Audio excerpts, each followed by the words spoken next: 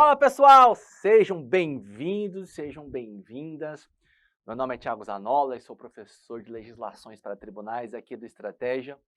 E é com muita alegria que eu me junto a vocês aqui para esse projeto, esse grande projeto do Estratégia para o TJ São Paulo. Não quero deixar você com dúvida. Nós temos um único objetivo aqui, que é a sua aprovação. Eu também, além de ser professor, sou servidor de tribunal. Eu trabalho no TJ Paraná desde 2011. Já exerci o cargo de assistente de direção, a função de oficial de justiça também. E agora eu atuo numa vara criminal no sistema de teletrabalho. Perfeito? Tenho muita história para contar para vocês, tenho muita experiência. E é essa experiência que eu vou trazer para vocês no estudo de normas da Corregedoria do TJ São Paulo. É uma matéria que ela costuma assustar, porque você olha, putz, normas da corregedoria, que trem é esse? Então a gente está aqui para facilitar a sua caminhada. Depois que você conseguir pegar o fio da meada, você vai entender que essa matéria normas da corregedoria, ela sem dúvida é a mais fácil de todo o seu edital. Isso vai ser demonstrado por meio das questões que você vai fazer no decorrer da nossa preparação, nossos simulados. Tá? A gente está com um grande projeto para você aqui no TJ de São Paulo, perfeito? E você que já quer estudar, já quer começar desde já ter material atualizado, 100% focado, a ideia é pegar você que é um aluno avançado para aprofundar, mas pegar você também que é um aluno que está no zero absoluto e transformar você em um aprovado nesse próximo concurso do TJ de São Paulo. O material ele é super indicado para você e a gente está inclusive com uma promoção. Basta você pegar seu celular e apontar aqui para esse QR Code, tá? Você vai lá ter acesso ao pacote do TJ Escrevente. E você vai ter uma surpresa ainda. Não posso contar porque é realmente surpresa, mas você vai ter surpresa depois de efetuar a sua matrícula aqui nesse pacote de escrevente do TJ de São Paulo, que está saindo por R$ 12 de R$ 49,90. Se você for fazer as contas, ele vai corresponder depois a 10% do seu primeiro vencimento. Então o investimento é super baixo para o benefício que ele vai te trazer após a aprovação. Fechado? Vamos lá para o nosso assunto, normas da corregedoria. O que é normas da corregedoria? Então, imagine que a gente está em Ribeirão Preto e nós temos um servidor lá na capital. A forma que um servidor da capital e uma forma que um servidor em Rio Preto faz uma certidão, faz uma escrituração, autuação de autos, tá? É a mesma. Porque eles não tem uma lei que fala sobre isso, né? Mas nós temos regras internas do tribunal que tratam dessa padronização. Então eu diria que normas da corregedoria, elas visam homogeneizar, padronizar a forma de trabalho, a atividade dia a dia do servidor e também do magistrado, perfeito? O Código de Normas não fala, por exemplo, dos órgãos do tribunal. Você tem o Código de Organização e Divisão Judiciária do TJ de São Paulo que fala sobre a organização do TJ.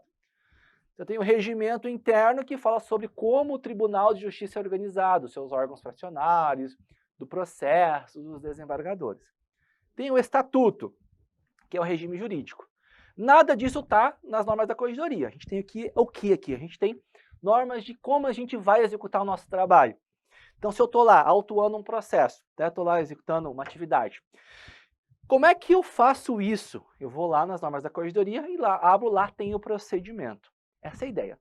É lógico, não dá para abranger tudo, porque a nossa atividade é muito ampla e é boa. É muito tranquilo o trabalho no tribunal. Depois que você aprende a movimentar o processo, você faz até de olho fechado. Mas é uma atividade que exige ali que você saiba o passo a passo de como fazer as coisas. Perfeito? Então as normas servem para isso. Eu separei alguns assuntos para trabalhar com vocês, alguns assuntos que eu julgo bem importantes na sua preparação. Então eu preparei aqui o primeiro assunto que eu vou trabalhar, ele é a função correcional. Veja, a gente tem a corregedoria. E essa corregedoria, ela, além de trazer essas normas de padronização, as normas, o próprio código de normas, ela tem a função de fiscalizar, de inspecionar os serviços forenses. Serviço forense são os serviços judiciários, o cartório, uma vara de apoio, uma vara judicial ali, os serviços de apoio, inclusive delegacias penitenciárias, são tudo fiscalizados pela corregedoria, perfeito? Então a função correcional é a grande função que nós temos da corregedoria. Por isso que eu julgo ela bem importante. Vamos dar uma olhada aqui no artigo 5º. A função correcional consiste na orientação, na reorganização e também fiscalização, perfeito? Essa é a função correcional. E olha, tem que tomar cuidado que essa função correcional é nos serviços judiciários do aqui, ó, de primeira instância. Só para a gente recordar e não passar batido. Um processo judicial, como regra, tá? Existem várias exceções. O processo vai começar aqui no primeiro grau. Quem é que vai julgar um processo aqui no primeiro grau? É um juiz de direito ou um juiz substituto. Perfeito? É um juiz que julga monocraticamente. Depois que a gente tem a sentença desse juiz, o indivíduo pode fazer um recurso, não pode? Esse recurso ele vai para o segundo grau de jurisdição. O segundo grau, o que é o segundo grau dentro da Justiça Estadual? Tribunal de Justiça. O Tribunal de Justiça, que a gente se refere, é o órgão de segunda instância, que tem funções recursais, tem competência recursal e tem também competência originária. Eu te falei aqui que o processo em regra começa no primeiro grau, mas um processo pode começar diretamente no segundo grau e ser julgado por quem? Quem vai julgar aqui? Os desembargadores. Perfeito? Todos? Não. Existem vários órgãos fracionários. Tem lá o órgão especial, tem Conselho da Magistratura, tem câmaras, tem turmas, enfim, tem um monte de órgãos fracionários aqui no TJ. Perfeito? E eles vão ser julgados pelos colegiados. Então, existem alguns processos em que, por exemplo, foro por prerrogativa de função, um secretário de Estado, por exemplo, um membro do MP, ele vai ser julgado aqui diretamente pelos desembargadores, não pelos juízes. Então, o processo vai começar aqui. Quando começa aqui, a gente fala que tem competência originária no segundo grau. Mas o primeiro grau tem competência originária? Claro, os processos que iniciam lá é de competência originária do primeiro grau. Perfeito? Então, a corregedoria, pessoal, ela só atua aqui, ó, no primeiro grau. Não trata da fiscalização, não tem normas de padronização do segundo grau. Tudo isso aqui, sobre o funcionamento do TJ, está no regimento interno, não nas normas da corregedoria. As normas da corregedoria vão atuar sobre os serviços de primeira instância, joia? E ele fala também, ó, bem como a fiscalização da Polícia Judiciária. Observe aqui, a gente tem um ponto, ó, orientação, organização, fiscalização do Judiciário de primeira instância. Quanto à Polícia Judiciária, é somente a fiscalização e não é só da Polícia Judiciária. Tem também dos estabelecimentos prisionais e demais estabelecimentos em relação aos quais, por imposição legal, esse dever, que dever de fiscalização deva ser do Judiciário. Isso é importante que você anote isso aqui, tá? Então, a função de orientação, só serviços judiciários de primeiro grau. Reorganização, só serviços judiciários de primeiro grau. E fiscalização, serviços judiciários de primeiro grau, polícia judiciária, estabelecimentos prisionais e outros afetos ao judiciário que seja estabelecido por lei esta atividade. Isso é função correcional. Tá? Então, uma coisa para não confundir uma coisa com a outra, é bem relevante fazer essa divisão aqui. Na sequência, o artigo 5º tem mais algumas coisas.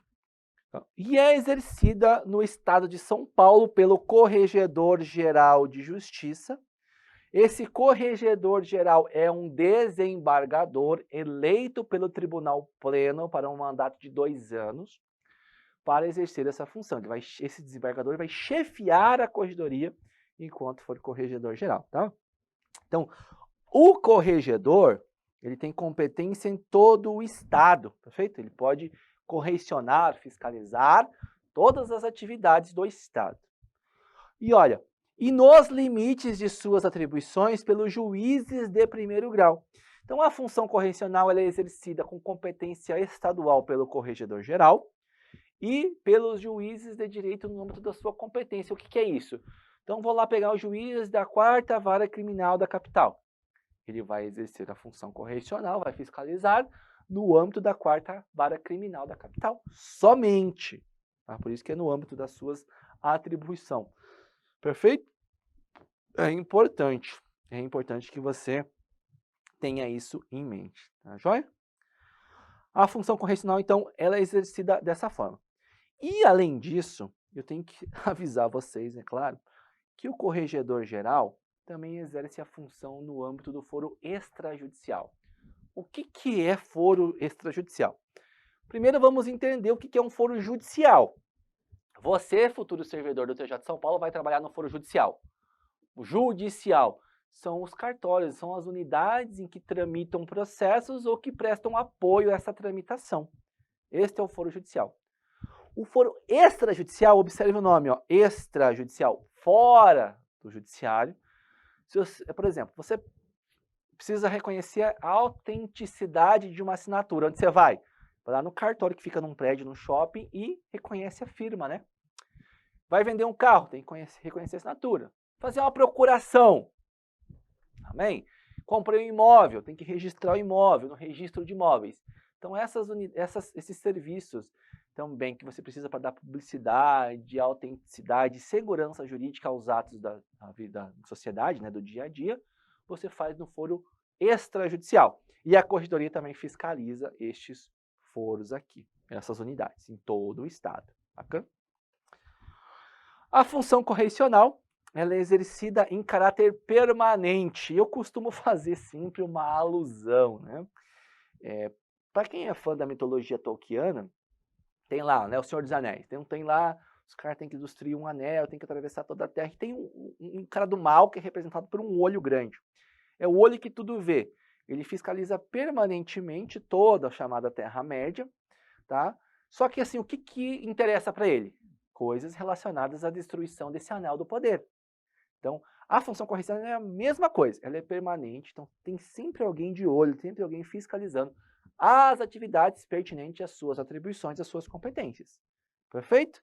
Isso que quer dizer permanente aqui. E também, ó, e como é que vai fazer isso? Mediante correições ordinárias, né, ou correições extraordinárias e visitas correicionais. Tem que ficar bem atento a esse nome, porque, por exemplo, se lá na questão falar sobre inspeção correicional ou inspeção ordinária, não é a mesma coisa. Tá? A nomenclatura aqui é bem importante. Então, nós temos aqui correições ordinárias e extraordinárias e temos visitas correicionais. Esse tipo de informação que pode confundir você na hora da prova. E aí é nomenclatura. Perfeito? Nomenclatura. Qual é a diferença deles? A correição ordinária, quando a gente fala em ordinário, gente, a gente está falando do que é comum, tá? É comum, é normal. Ou seja, ela é prevista, tá? Ela é agendada. Tá? Ela é prevista, ou seja, ela é agendada. Existe um calendário, caso você queira saber. Existe um calendário sobre, né, quais são as correições ordinárias. A extraordinária, olha só, extra, fora do comum, ela é, portanto, o quê? Excepcional. E ela é realizada a qualquer momento, sem prévio anúncio. Perfeito? Não precisa avisar. Muito embora a gente tenha lá a ordem de serviço publicada no site da corregedoria, mas ela não é avisada, não é agendada. E ela pode ser geral ou ela pode ser parcial. O que isso quer dizer? Quando eu falo assim, parcial, eu posso... Vamos pegar uma comarca, exemplo da minha aqui. Então, a gente tem 5 varas cíveis, 5 varas criminais, tem vara da fazenda, da família, da infância, vara de execução, juizados. Vamos dizer que a gente vai ter uma correição ordinária só nos juizados. Ela não é geral, ela é parcial aqui na comarca. Mas a gente pode ter uma correição parcial em uma unidade também. Algumas unidades, elas acumulam serviços. Então, por exemplo, você vai geralmente encontrar vara da família, da infância e juventude e de sucessões, por exemplo. São 3 varas dentro de um ofício. Eu posso fiscalizar, fazer uma correção somente em uma delas. Então, eu vou ter ela parcial em tal unidade. Tomar cuidado com isso também. E nós temos a visita correicional. E ela é uma fiscalização para verificar a regularidade do funcionamento, para sanear irregularidades que foram constatadas em correições, ou exame em algum aspecto da regularidade ou da continuidade dos serviços. Então, vamos dizer que quando a gente faz uma correição, é feita uma ata. Nessa ata vai apontar as coisas erradas. Tá? Essa ata vai para o cartório e o cartório tem, né, o responsável ali tem um prazo para regularizar. Depois de um tempo, a corregedoria pode marcar lá uma visita para ver se isso foi resolvido. Pode marcar se foi resolvido. Perfeito? E ela também não é agendada não, tá? Ela pode aparecer de surpresa lá. Quais são os pontos chaves aqui? Tá? Então, a correição ordinária ela é prevista, a extraordinária é excepcional e as visitas correicionais são direcionadas. Perfeito? Esses são alguns termos chaves. Quando você começa a fazer questões, muitas questões de muitos tribunais, igual eu faço, você consegue identificar já os pontos em comum que as questões abrangem. Perfeito? E aí eu falei para você que tem uma ata, né? Então, a ata ela tem prazo para ser enviado. Tá? Então, as atas das correições, elas são encaminhadas à corregedoria, tá? Aí, até 60 dias quando a gente fala de uma correição ordinária e até 15 dias quando a gente tem uma extraordinária ou alguma visita correicional. Bacana? Esses são os tipos aí de atas que nós temos. Outra coisa bem importante, não está nos itens anteriores, mas está no artigo 6º, parágrafo 5º. A corregedoria vai implementar gradativamente a correição virtual. Correição virtual é isso aqui. Um juiz corregedor da própria capital vai acessar o computador dele e vai gerar um relatório. Vai gerar um relatório. Porque hoje o processo é eletrônico, hoje é tudo eletrônico. Então, controle de prazos, se está sendo bem cumprido aí os despachos, os atos, está tudo ali no sistema. Então, ele gera lá um relatório e ele vai fazendo essa fiscalização. Eu trouxe até aqui um print, né? Ó. Correição virtual na comarca de Itapecerica da Serra.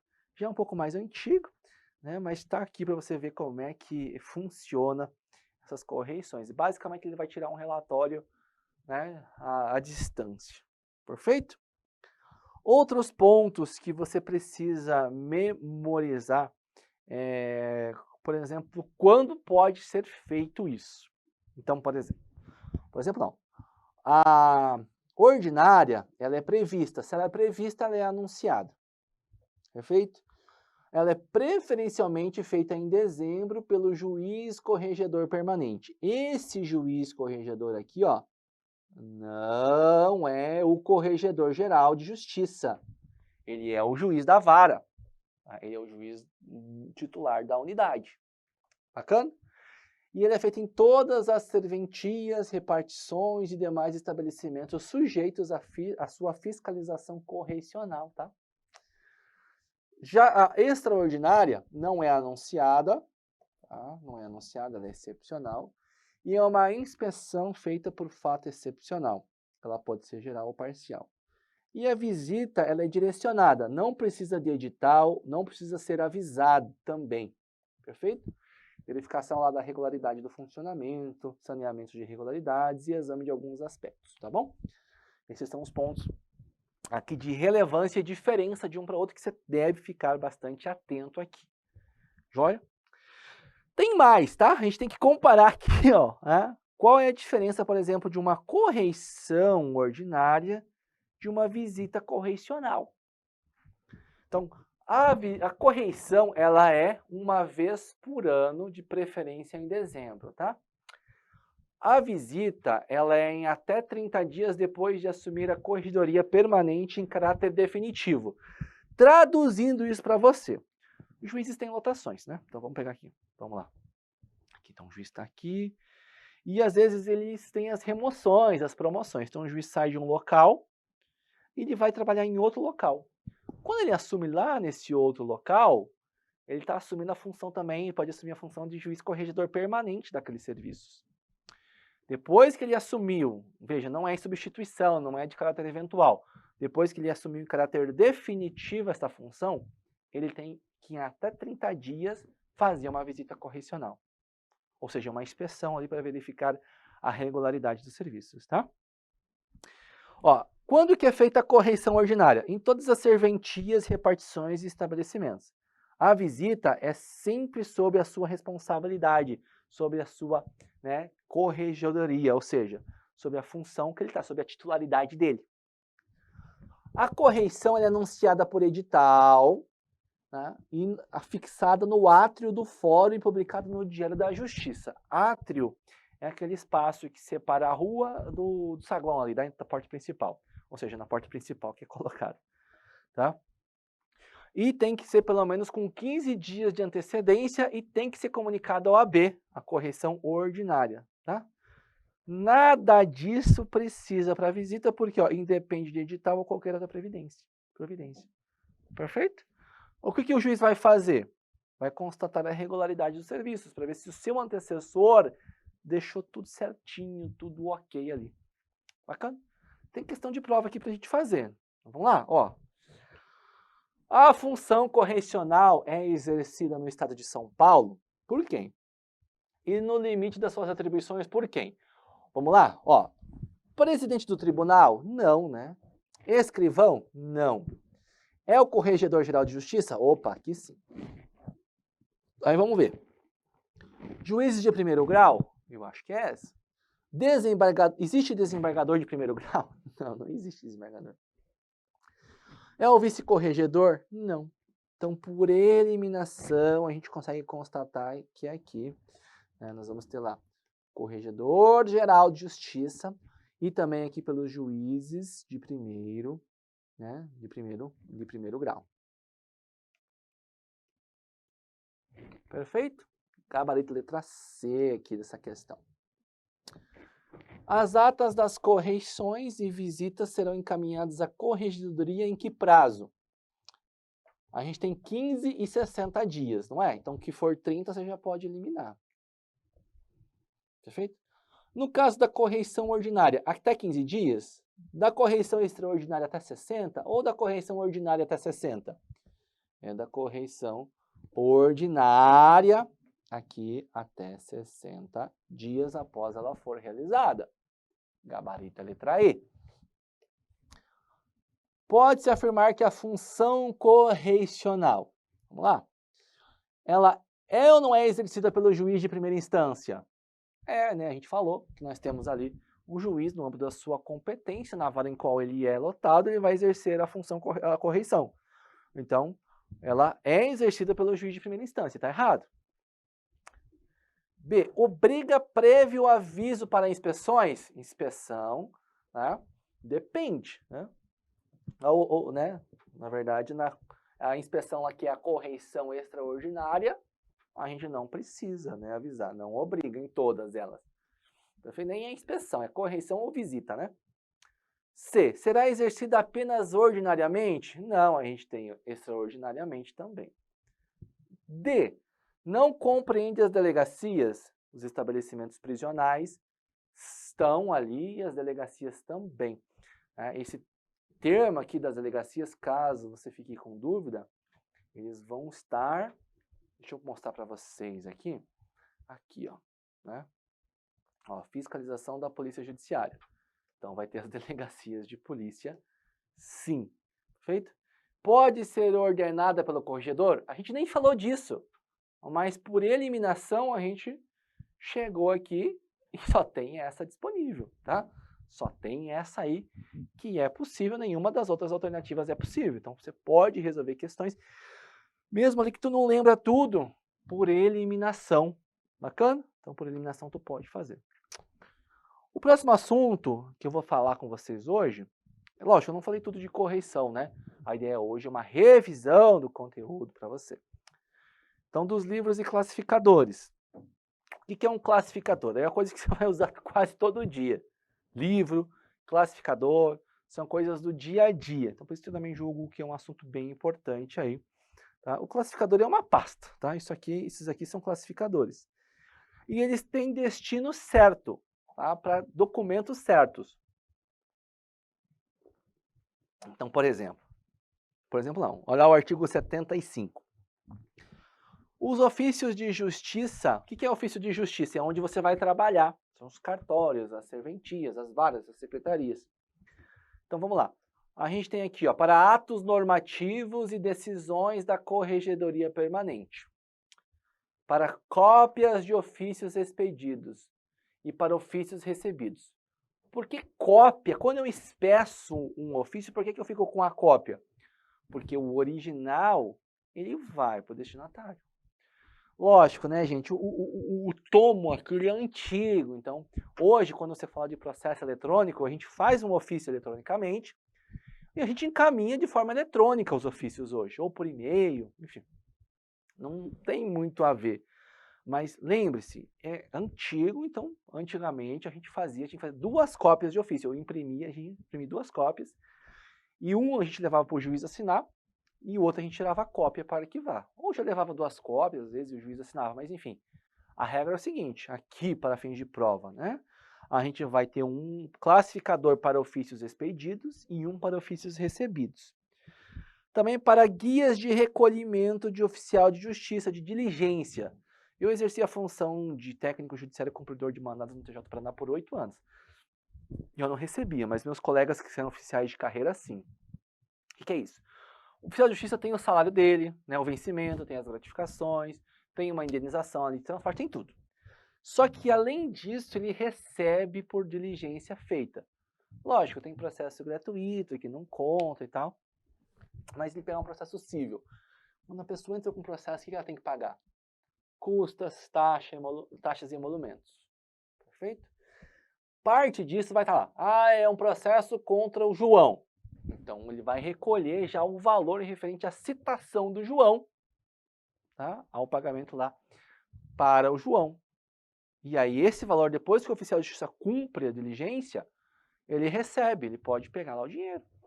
Então, isso que é a GRD, Guia de Recolhimento de Diligências do Oficial de Justiça. Cópias de guias de levantamento expedidas em favor de auxiliares que não sejam aqui servidores ou funcionários da Justiça Estadual. Vamos lá. Eu preciso, aqui eu tenho um documento lá vamos lá, da Bósnia e Herzegovina. Nem sei se tem ainda esse país, né? Mas vamos lá, um documento, e ele é crucial para o processo. É claro que o TJ São Paulo não vai ter aqui no seu quadro de servidores uma pessoa, um tradutor de bósnio e herzegovinês, né? Nem sei como é que fala. Não vai ter alguém que vai traduzir esse tipo de documento. Então, quando precisa, ele vai nomear um tradutor e ele vai fazer a tradução. Esta pessoa recebe. Quem paga o TJ, não. Ó, tem que fazer a tradução. Então, o juiz vai nomear o tradutor e vai, ó, quero R$2.000. Você pode contestar, mas senão você vai ter que pagar. Ah, ele faz a tradução. Depois que ele entrega a tradução, ele recebe. Ou, às vezes, um perito, um contador, preciso fazer uma perícia contábil aqui. Vai lá nomear um contador para fazer. Então, essas pessoas elas são chamadas de auxiliares da justiça e a gente tem que pagar eles. Então, quando ele vai receber, a gente faz lá como se fosse um alvará, né? Faz uma guia de levantamento, ele vai no banco e recebe.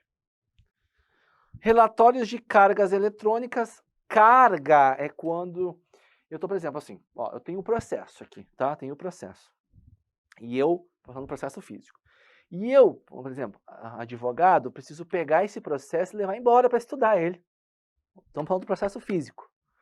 Quando a gente vai levar, o advogado pode levar isso para a casa dele para estudar, para o escritório? Pode.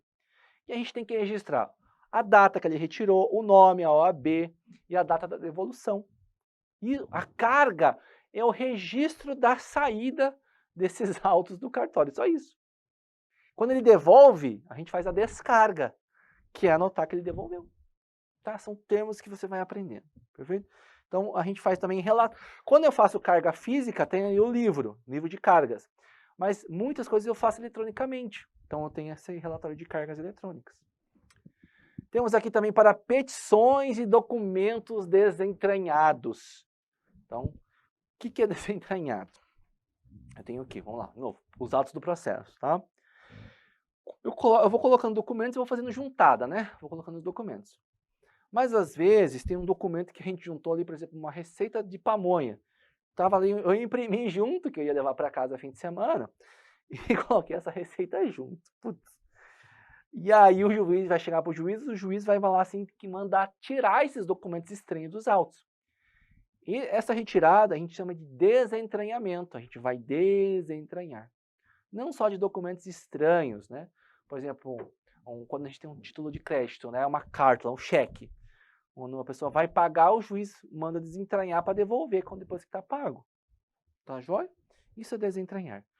E aqui, autorizações e certidões de inutilização de livros e classificadores. Depois de um tempo, a gente pode descartar os classificadores e os livros. E a gente tem que registrar isso. Não, é só o registro, tá? Tem uma brincadeira. Posso jogar fora? Pode, mas tira a cópia antes. Não é o caso. É somente aqui, né, as autorizações e certidões dessas inutilizações. E esses são os classificadores que você precisa ficar aí bastante atento. Aqui o nosso código, tem, né, nossa consolidação tem algumas explicações. Ó. Então, o classificador referido no 2, que é aqui, ó, cópias de ofícios expedidos. Tá? Destina-se ao arquivamento em ordem cronológica de cópias de ofícios que não se refiram a feito do próprio ofício de justiça. Então, o que é feito? Feito é processo. Então, quando um ofício se refere ao processo, eu junto ele no processo. Quando não se refere a um processo que está tramitando aqui, seja algum assunto, sei lá, aleatório, aí eu vou colocar nesse classificador. Tá joia? Esse classificador é aberto com folhas com folha para o registro de todos os ofícios, com numeração sequencial e renovável anualmente. Então, vou lá, ofício 1, 2021, 2, 2021, e assim vai. Cheguei lá no ofício 1089, 2021, perfeito? Virou o ano. Eu vou começar 1, 2022, 2, 2022 e assim sucessivamente, tá? Sequencial e renovável anualmente. Bacana? Renovável aí anualmente. No qual se consignar-se-ão, ao lado do número de registro, o número do processo ou a circunstância de não se referir a nenhum feito e o destino. Ok. No presente classificador, poderão ser arquivados os respectivos recibos de correspondência. Quando a gente manda uma carta, né, uma comunicação por carta, a gente manda a carta e lá tem um documento que a gente chama de AR, que é o aviso de recebimento. Quando você recebe um cartão de crédito ou alguma encomenda, você não tem que assinar um documento? Isso aqui volta para a origem e isso fica com o destinatário, não é isso? Tá? Isso aqui, tá, é o recibo da correspondência que foi entregue. A gente utiliza no judiciário AR, que é o aviso de recebimento. Ok? Os ofícios e mensagens eletrônicas expedidas e recebidos mencionados aqui, ó, no 2, 3 e 6 do artigo 75, tá vendo que o 6 está arriscado aqui? É porque ele já foi revogado, tá? Então, só vale aqui para o 2 e para o 3. Serão conservados pelo prazo de 1 ano, da data da expedição ou do recebimento pelo ofício de justiça. Perfeito? Então, vai ser aqui mantido por 1 ano após a expedição ou recebimento. Expedição é quando a gente faz aqui, né? Aí a gente manda o original e fica a cópia aqui. Aí aqui, né? A gente recebe o original. E aí é o original que vai contar do recebimento. Perfeito? Decorrido o prazo e desde que reputado sem utilidade, né, para conservação pelo escrivão judicial, que é o chefe, serão inutilizados mediante autorização do juiz corregedor permanente, que é o teu chefe, né, é o juiz que manda ali no cartório. As guias de recolhimento de diligências do oficial serão conservadas pelo prazo mínimo de 2 anos contados do arquivamento. Então, 1 ano para ofícios recebidos e enviados e 2 anos para as guias de recolhimento de oficial de justiça. Fique tranquilo com o prazo, no seu material eu coloquei uma tabela de prazos. Então tem lá todos os prazos que a gente tem que estudar, estão lá compilados para você. E os livros, o que é livro? Tá? Todas as serventias vão ter livros. Então a gente tem várias formas. A gente tem o livro que Ele começa nessa pasta aqui, tá? Depois você vai formando, colocando folhas, e depois que ele está completo, aí a gente manda encadernar e transforma nisso. Mas antes de ficar esse negocinho bonitinho, ele fica assim. Tá? E tem limite, você faz um termo de abertura, termo de encerramento. Depois que fechou o número de folhas, tu só manda para encadernar. Tá? Mas ele começa assim, nessas pastonas aqui horríveis. Tá? Então, olha só, quais são os livros que a gente precisa manter? Então, nós vamos ter aqui, tá? O livro de visitas e correições, são as visitas lá correcionais, né? Protocolo de autos e papéis em geral. Registro de feitos administrativos, que ali é sindicância, procedimento, representação e outros. Registro de decisões terminativas, que é como se fosse a sentença de um processo administrativo. E os livros pertinentes à corregedoria permanente lá do artigo 23, quando for o caso. Quais são esses livros? Esses livros aqui são aqueles da administração geral do fórum. Então, quando o cartório estiver responsável pela administração do fórum, ele vai ter que manter também esses livros de feitos administrativos, de portaria, ordens de serviço, decisões terminativas e também protocolo de autos e papel em geral. Então, basicamente, tem as mesmas coisas, tá vendo? Tá? Só que daí a administração do fórum pode mudar de um juiz para outro, ela muda de um juiz para outro e, consequentemente, muda o cartório responsável. Tá? Aí vai ter ainda, tá? Vai ter também isso aqui, livro de carga de mandados.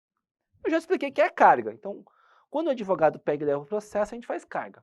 Quando a gente faz o mandado e entrega para o oficial de justiça cumprir, a gente faz carga também. Então, por isso que nós temos a carga do oficial de justiça. Perfeito? Só que ele fala, ó, salvo se as respectivas varas forem atendidas pelas sessões administrativas de distribuição de mandados. Vamos lá. Tem duas situações aqui que eu quero passar para vocês. A primeira é a seguinte. Vamos lá. Primeira vara civil, primeira vara criminal, primeira vara de família. Tá? Antigamente, ou ainda hoje, então a gente tem lá, por exemplo, oficial de justiça A e B, C e D, né? Por exemplo, vamos lá, não. A e C e B e C. Tá? 3 oficiais de justiça na comarca e a gente fazia a divisão deles assim para cumprir mandado em cada uma das varas, tá? Perfeito? Essa é a configuração. Depois de um tempo, o que foi aí descoberto, né? Foi criado. Foi o que nós chamamos de central de mandados. Central de mandados. Hoje, os oficiais de justiça estão lotados aqui. Então, todos os cartórios expedem o mandado, fazem carga para a central de mandados e a central de mandados que distribui entre os oficiais de justiça.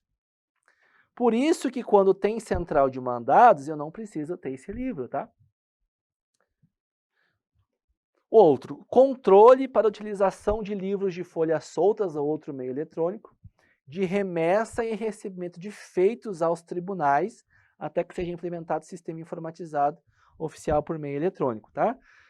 O que é isso? O que é os tribunais? Então, por exemplo, o Tribunal de Justiça, ele é o órgão de segunda instância do judiciário, joia? Ou então o STF, STJ, ou enfim, outro tribunal. Então, quando eu mando, por exemplo, para um STJ, eu faço a remessa dos autos para lá. Perfeito? Só que depois que a gente tem o sistema informatizado oficial, tudo isso é pelas vias eletrônicas, tá? Mas tem que ter ainda, se for necessário. Controle e saída por intermédio de livro ponto ou relógio mecânico, caso existam servidores não cadastrados no sistema de ponto biométrico, é o livro ponto. Livro de registro geral de feitos com índice, se não estiverem integrados ao sistema informatizado oficial. E livro de registro de sentença, salvo se cadastrado no sistema informatizado oficial com assinatura digital ou outro sistema de segurança aprovado pela corregedoria e que também impeça a sua adulteração.